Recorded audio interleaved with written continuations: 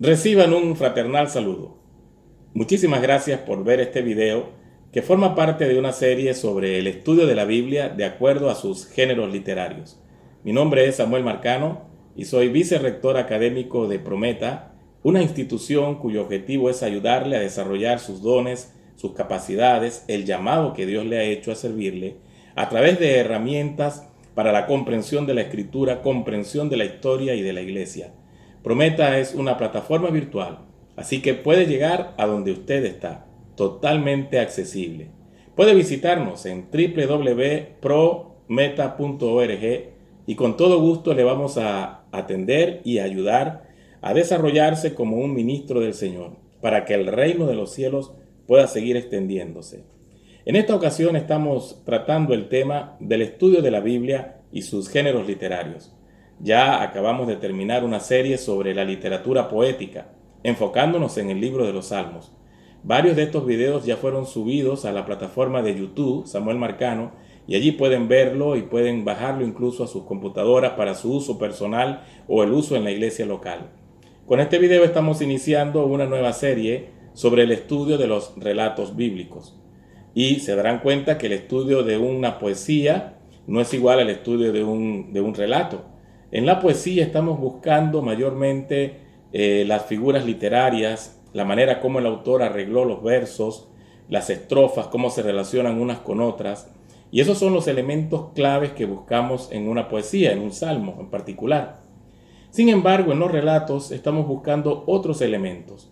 De hecho, los elementos que constituyen un relato bíblico son básicamente tres: los personajes, las acciones y el ambiente.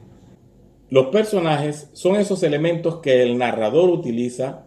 A veces son inanimados y les da vida, a veces son animales o a veces son personas. Esto hablando de la literatura en general. Y los personajes entonces tienen la responsabilidad de llevar adelante las acciones.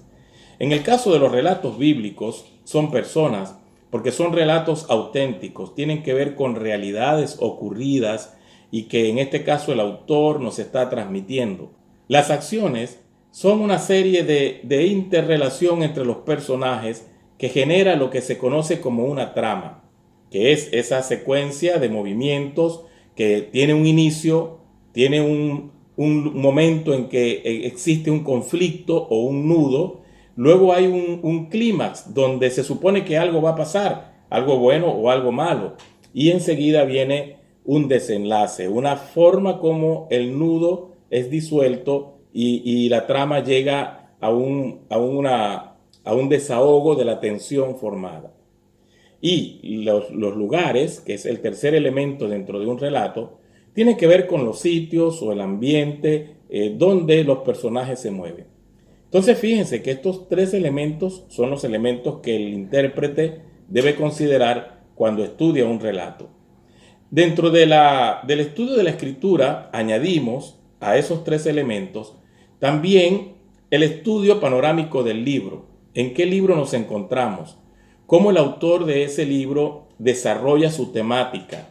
¿Cómo organizó el libro? Esto es muy importante porque la manera como un autor organiza su relato, la forma como concatena o une todas las mini historias dentro de su gran historia es muy importante de conocer y de comprender. Vamos a utilizar el capítulo 12 del libro de Génesis como un ejemplo de un relato y de qué manera podemos abordarlo o estudiarlo. Hemos dicho que es importante conocer no solamente el relato particular que queremos estudiar, sino el libro en su conjunto, tener una visión panorámica de la forma como el autor ordena los diferentes eventos dentro del libro. El libro de Génesis está organizado y fíjense cómo sigue una secuencia de eventos que va desde lo más universal hasta que empieza a enfocarse en familias particulares y a través de esas familias entonces llega a un punto crítico que es el nacimiento del pueblo hebreo. Y ese quizás es el objetivo último del autor, no hablarnos detalladamente acerca de la humanidad, sino que va enfocándose hacia los patriarcas y luego pues el nacimiento de la nación hebrea. Empieza por supuesto con la creación del cielo, de la tierra, de los animales, de todo lo que existe, y luego se concentra en la primera pareja, Adán y Eva, su pecado en el capítulo 3. Luego los descendientes de Adán y Eva, Caín y Abel, el primer asesinato ocurrido, que fue Caín matando a Abel, y luego entonces cómo la maldad del hombre empieza a crecer, y era tal la maldad del hombre que Dios decide castigar, juzgar a la raza humana con el diluvio, que fue de carácter universal. Luego, después del diluvio, al hombre se le dan instrucciones para que se esparza por la tierra, para que cumpla con el propósito inicial de sojuzgar la tierra, de tomar señorío sobre el planeta. Pero este grupo de seres humanos decidieron concentrarse y construir una torre, la Torre de Babel, y allí volvieron a desobedecer a Dios, y Dios de nuevo juzga a la raza humana, confunde la lengua de estas personas, y desde allí entonces sí tuvieron forzosamente que esparcirse. Luego de ese capítulo 11 del libro de Génesis, el autor se concentra en algunas familias particulares. Noten que Noé, que fue el que sobrevivió al diluvio junto con su familia, tiene 3 hijos, Sem, Cam y Jafet. Y de esos 3 hijos, después de la Torre de Babel, el autor se concentra en Sem. Ya no nos está hablando de Cam, de Jafet, de lo que pasó con ellos, a qué tierra fueron. No, empieza a concentrarse en Sem, y de Sem se concentra en la familia de Taré. Y de la familia de Taré, entonces empieza a colocar el zoom de su cámara como narrador en Abraham. De esa manera, noten cómo el autor, empezando en capítulo 1 con la creación del cielo y de la tierra, entonces va concentrándose cada vez más en una persona, Abraham. Y a través de esa persona empieza una serie de promesas, de pactos, de convenios entre Dios y estos hombres que va llamando poco a poco para construir entonces lo que sería más adelante la nación hebrea. El libro entonces, aunque ciertamente está hablando de los orígenes del universo, de los orígenes de la raza humana, está más preocupado por el origen de la nación hebrea, porque el capítulo 12, que es este donde nos encontramos, de aquí en adelante lo que el autor está desarrollando es la vida de los que fueron conocidos después como los patriarcas, los padres de la nación hebrea. Se enfoca en Abraham desde el capítulo 12 hasta el capítulo 25, luego se enfoca en el hijo de Abraham, o sea, Isaac, luego en el hijo de Isaac, que es Jacob, y luego en uno de los hijos de Jacob, que es José. Entonces, estos hombres vienen a representar a estos patriarcas, y esa es la preocupación final del autor de este libro. Por lo tanto, este capítulo 12 es como el límite entre esta primera narrativa que es global, que es universal, y la narrativa donde se empieza a hablar de los padres de la nación hebrea, siendo el primero de ellos Abraham, un hombre que fue, como ya la narrativa lo va a señalar, un hombre que fue llamado para formar esa nación. Esos elementos, como el autor de la narrativa construye sus relatos, es importante que el estudiante los tome en cuenta.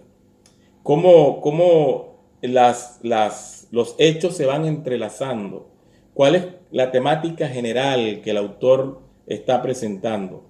Porque así tiene sentido un relato particular dentro del gran relato del libro. Así uno conoce qué tiene que ver este relato, por ejemplo, del llamamiento de Abraham con toda la temática del libro de Génesis. Esa es una pregunta importantísima que se debe hacer en cualquier libro de relatos. ¿Cuál es la intención del autor cuando él inserta o coloca este relato aquí? Revisando entonces este texto particular de Génesis capítulo 12, versículo 1 al 9, allí se nos describe el llamamiento de Abraham. ¿Cuáles personajes intervienen allí? Bueno, en primer lugar, Jehová dice, pero Jehová había dicho a Abraham. Entonces Jehová es el primero que se menciona. Y uno puede hacer la pregunta legítima, ¿es Jehová un personaje? En alguna manera sí es un personaje porque tiene los rasgos de un personaje literario. Actúa, está diciendo o haciendo algo, afecta a los demás personajes dentro del relato. Entonces, en ese sentido, sí es un personaje porque está actuando dentro de la trama.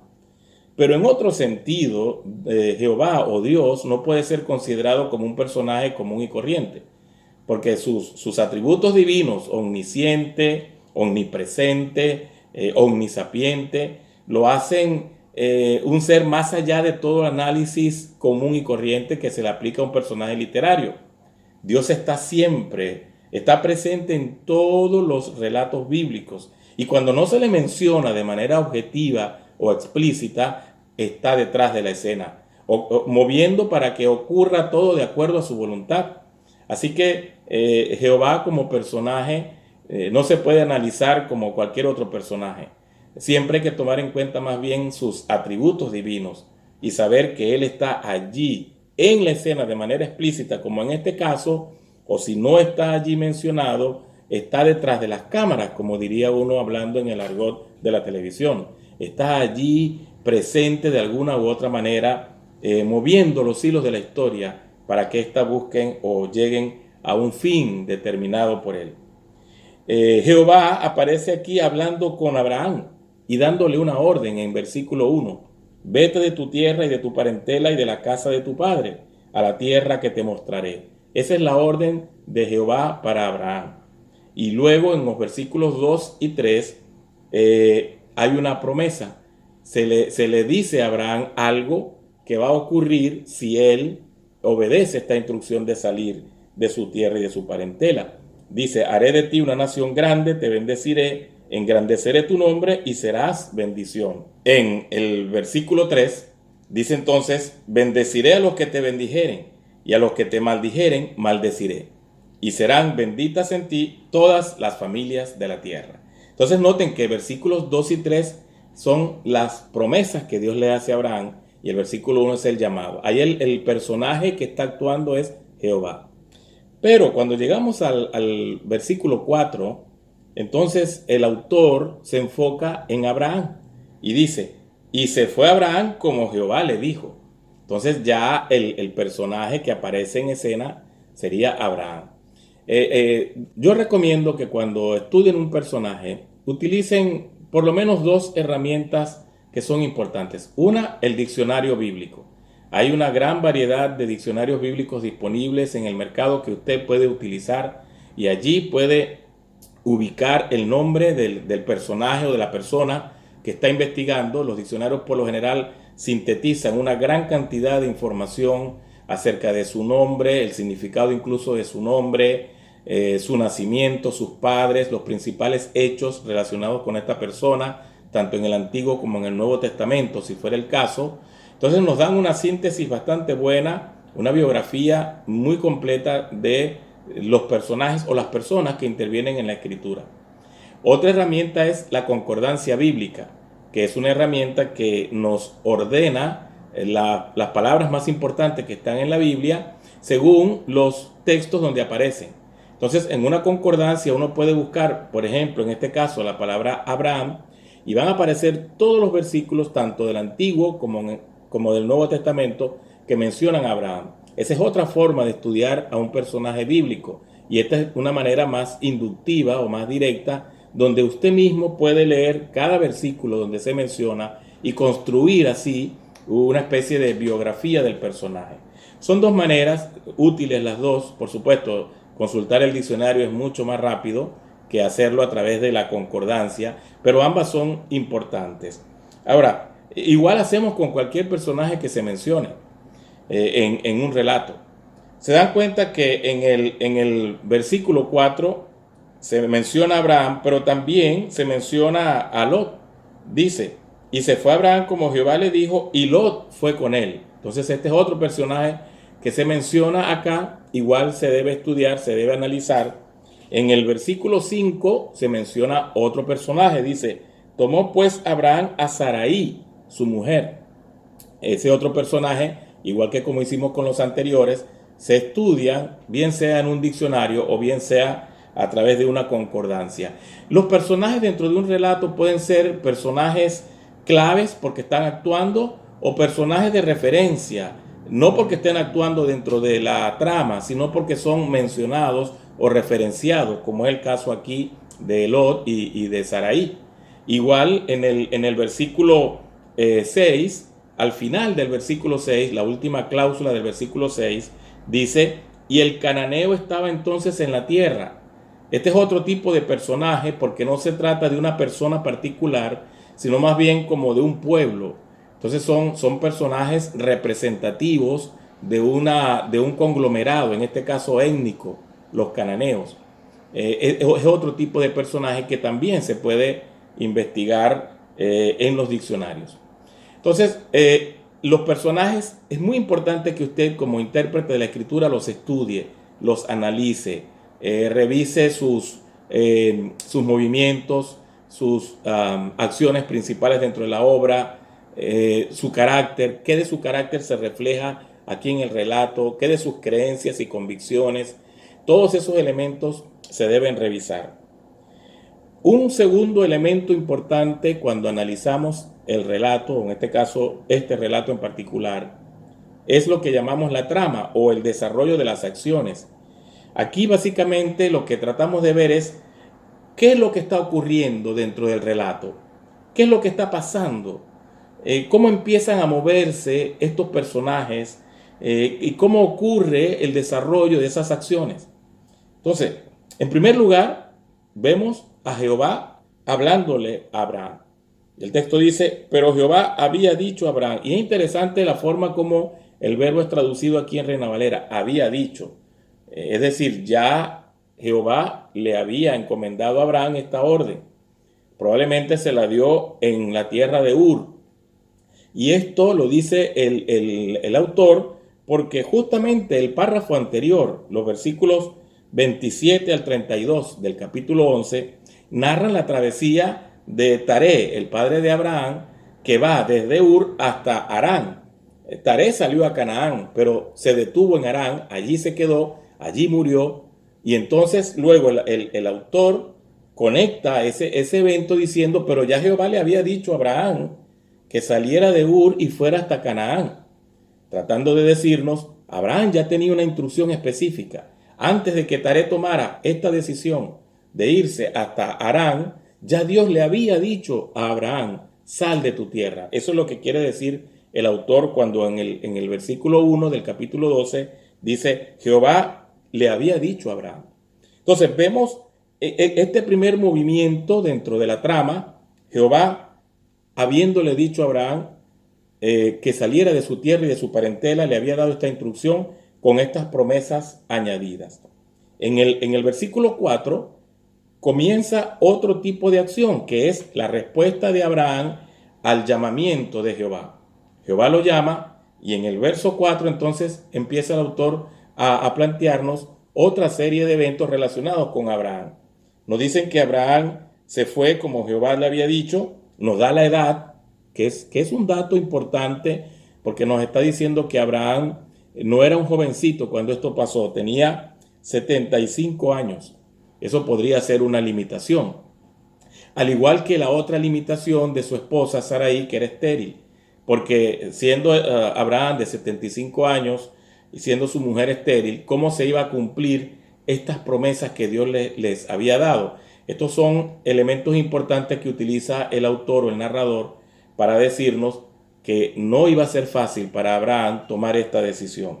Y luego el versículo 5 sigue hablando de Abraham tomando a su esposa, tomando a Lot, su sobrino, hijo de su hermano, tomando sus bienes y moviéndose desde Harán.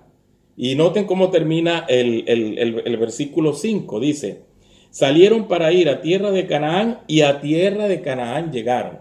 Importante esta declaración porque nos presenta un movimiento completo de Abraham hasta la tierra de Canaán, cosa que no sucedió así con su padre Taré, quien se quedó a mitad de camino en Harán, allí murió, pero entonces el autor hace como un énfasis diciendo, Abraham sí llegó, salió a tierra de Canaán y a tierra de Canaán llegó.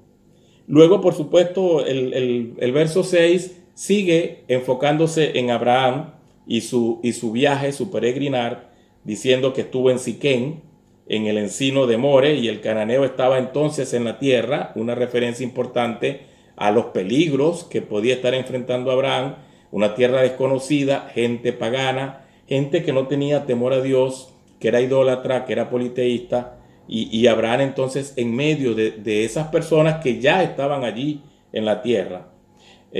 Aparece en el versículo 7, Jehová se le aparece a Abraham para ratificarle la promesa que le hizo. Esta es la primera vez que se menciona que Jehová se le aparece a alguien y le habla. Por supuesto que hemos sabido en los relatos anteriores que Dios habló con Noé, que Dios habló con Adán, pero no se dice que apareció algo, una figura que habló con ellos. Pudo ser en una forma audible que se dirigió a ellos. Entonces es la primera vez que se menciona una aparición como tal, que la palabra como tal se utiliza. Eso en teología se conoce como una teofanía, la manifestación visible de Dios para hablarle a alguien, para orientar a alguien, para confrontar a alguien. En este caso, para darle ánimo a Abraham, estando ya en Canaán, en medio de una sociedad pagana, sin temor a Dios. Era importante esta teofanía para darle ánimo a Abraham y fortalecer su corazón. Dice que Abraham, en respuesta a esa aparición de Dios, entonces edificó allí un altar a Jehová. Luego el versículo 8 dice que se pasó de allí a un monte al oriente de Betel, plantó su tienda teniendo a Betel al occidente y a Jai al oriente, edificó un altar, o sea, otro altar, ya se mencionan dos altares, y allí invocó el nombre de Jehová. Esta es la diferencia entre este segundo altar y el primero.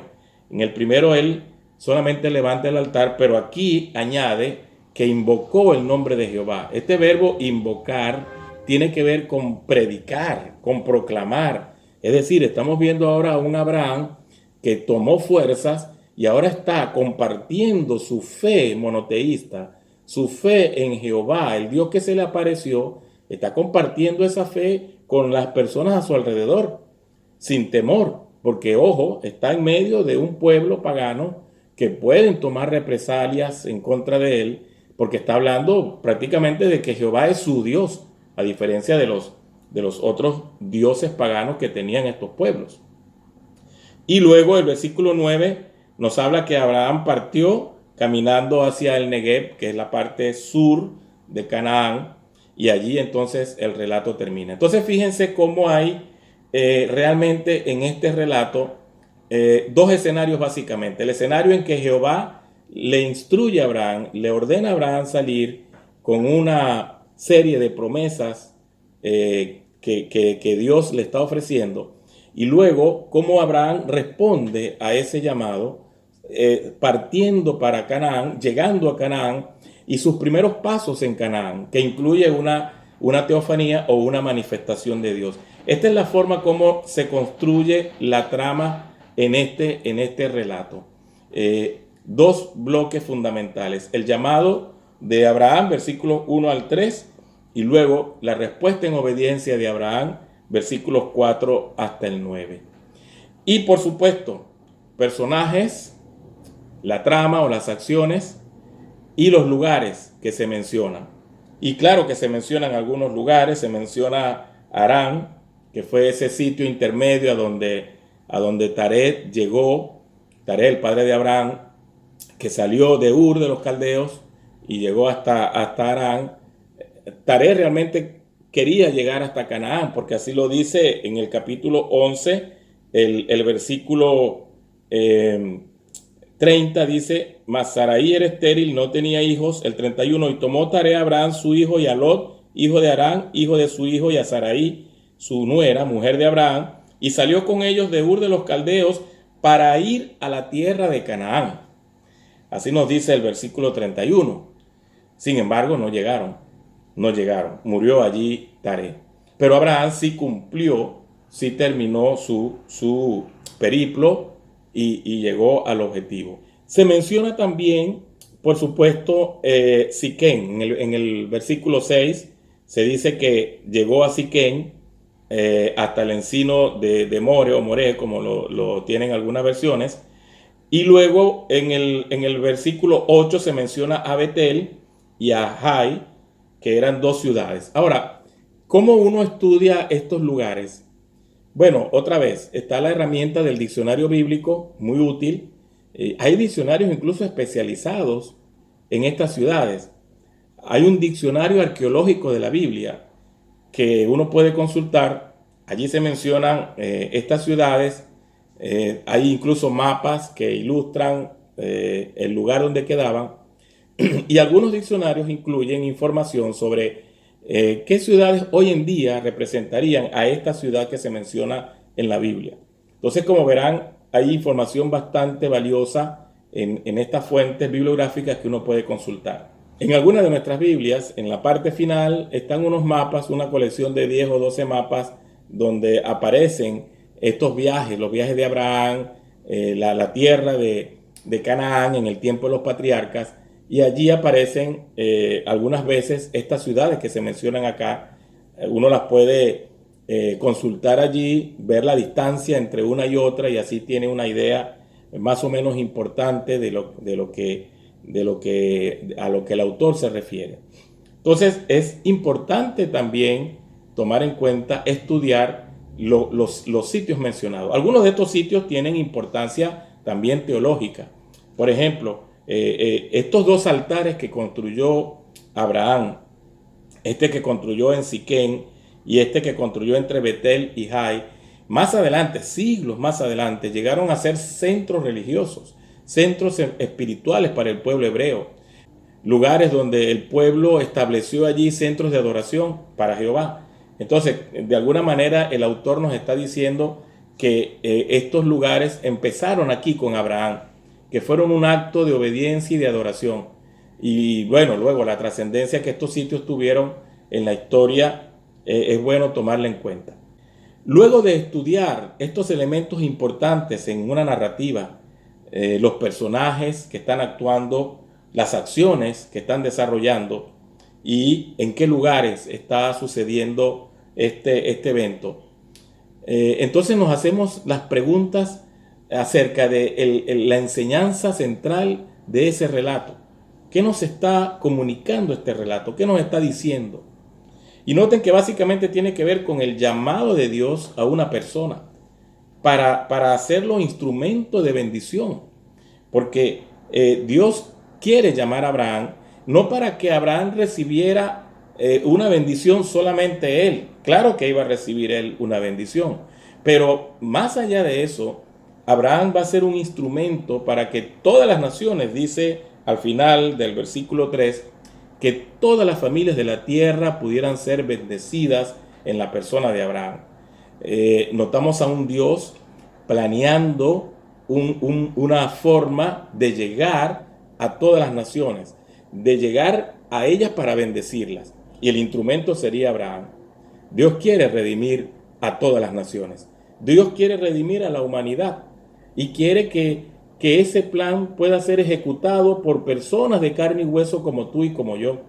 Es decir, Dios quiere hacernos a nosotros parte de su plan de redención. Fíjense que el último evento importante mencionado antes del llamado a Abraham fue el evento de la Torre de Babel, donde allí estaba prácticamente representada la humanidad en desobediencia, porque quisieron construir una torre que llegara hasta el cielo para desafiar a Dios.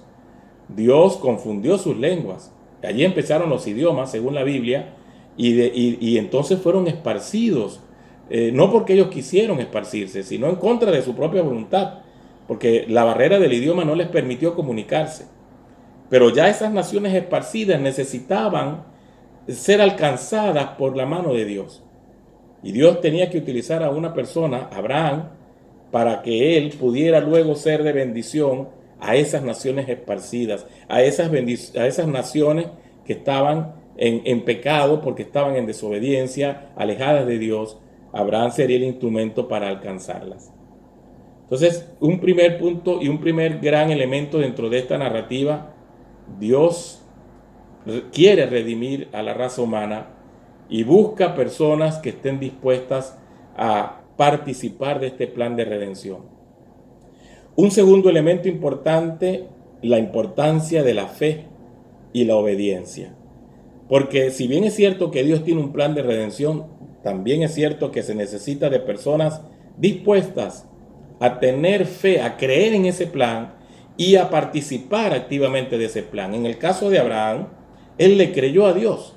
Por eso Abraham pasa a ser el padre de la fe para nosotros, porque es un ejemplo de salir sin nada concreto en las manos, alejándose de su ciudad, de su familia, saliendo para un lugar desconocido, solamente guiado por la mano de Dios a una tierra que él no conocía, y eso se llama fe. Entonces, la importancia de creerle a Dios y de actuar en consecuencia, porque hay personas que podemos decir que creemos en Dios, pero la pregunta es, ¿estás obedeciendo eso que crees? Decimos que creemos en Dios, pero ¿estás dispuesto a dejar tu marco de seguridad? Muchos de nosotros tenemos un marco de seguridad establecido, bien sea, puede ser una casa física o un hogar o un trabajo, pero cuando ese marco de seguridad tiene que ser removido para obedecer al Señor, ¿cuán dispuestos estamos nosotros a hacerlo? Esa es una pregunta importante de reflexión que se deriva de este relato. La importancia de la fe y la obediencia para ser instrumentos útiles en las manos de Dios en ese plan de redención. El plan no ha cambiado. Dios todavía quiere rescatar a la raza humana. Dios todavía quiere extender al hombre un puente de reconciliación a través de Jesucristo. Y nosotros hemos sido encomendados por Jesús. ¿Se acuerdan de Mateo 28, 19, la gran comisión? Jesús nos llama a participar de ese plan de redención, a ser discípulos a todas las naciones. De nuevo, noten el concepto de todas las naciones. Y nosotros somos los responsables o los encargados de ejecutar ese plan hoy en día. Que el Señor bendiga nuestras vidas. Que este breve estudio haya servido para motivarnos al análisis de los relatos bíblicos, a considerar estos elementos importantes dentro de nuestro estudio. Y vamos a continuar, por supuesto, con estas exposiciones para animarles a ser esos estudiantes diligentes de la palabra de Dios.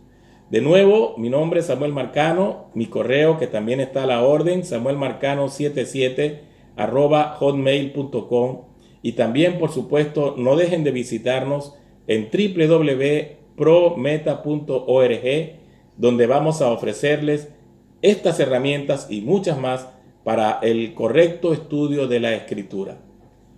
Que Dios le bendiga.